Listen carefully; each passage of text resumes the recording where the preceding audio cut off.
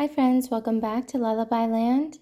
Today we're going to read Disney Princess, 5-minute princess stories. And the first one we're going to read is Cinderella the Lost Mice. One clear winter night, the prince led Cinderella out to the balcony. "I have a surprise for you," he said, handing her a box. Inside was a beautiful new coat. "Oh, it's simply lovely," Cinderella exclaimed. "Thank you." It was a pretty and thoughtful gift. The coat would keep her warm during the cold weather. The next morning, the princess showed her coat to Susie, one of her mouse friends. "Isn't the prince thoughtful?" Cinderella remarked.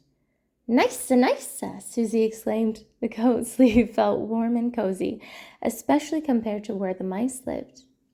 A few minutes later, Jock and Gus went into Cinderella's room. It had been a chilly night in the attic, and the mice were still shivering. "Cinderella, Cinderella," Jack called. He knew that if he told the princess how cold the attic was, she would do something about it. But she was rushing off to get dressed for a tea party, so she didn't hear her friend. Jack sighed. It was too cold for the mice to stay in the attic much longer. Cinderella had always been very kind to the mice, and Jack was sure she would want them to be warm. So he and Gus called the rest of the mice down from the attic. They sat in front of a blazing fire in Cinderella's room. Before long, their cold paws and tails had warmed up, and their teeth stopped chattering. They'd wait there until Cinderella got back. Soon the new housekeeper came in to clean the room. When she saw the mice, she shrieked and shooed them away.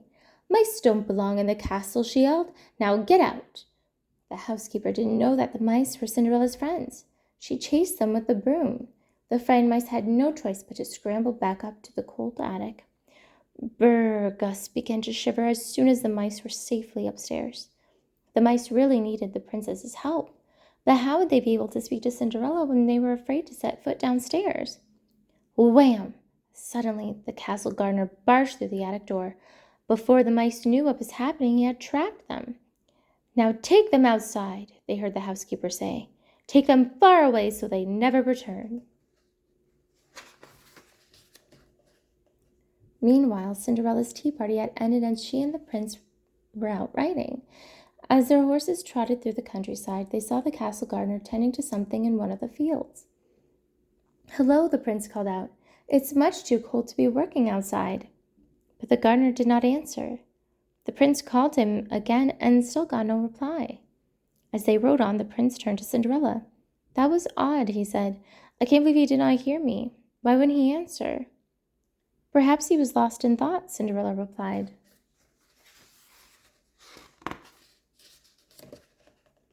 Cinderella was right. The gardener had been trying to make a decision.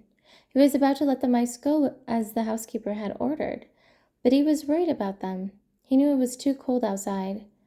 Finally, he decided to take the mice to the stables. "Now, don't tell the housekeeper," he told the stable workers, "but these poor mice need a warm place to stay and a bite to eat." The mice were very grateful to their new friends. The mice nestled together in the barn, but as night approached, the stables got colder. Luckily, the horses were very friendly. They told the mice to snuggle in their manes to keep warm. "That's so nice," said Gus as he drifted off to sleep. Later that night, back at the castle, Cinderella was starting to worry. She hadn't seen the mice since that morning.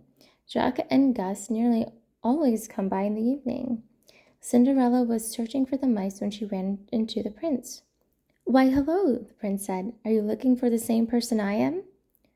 "Why, no, I don't think so," Cinderella replied.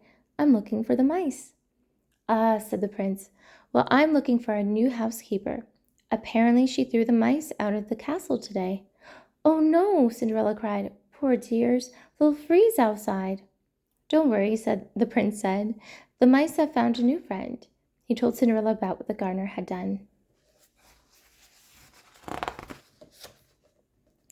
Together, Cinderella and the prince went to the stables. They thanked the gardener and the stable workers.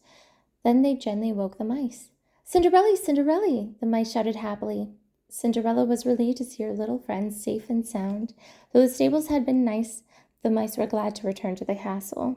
From then on, Cinderella made sure the mice always had a warm place of their own in one of the main rooms of the castle.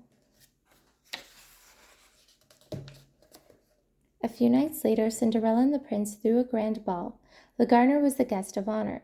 By then, the housekeeper had been properly introduced to the mice, and all was well. As the guests twirled around the dance floor, the mice celebrated with a banquet of their own, warm and cozy at last. And that's the end of that story. Thank you so much for watching, everyone. See you next time. Bye.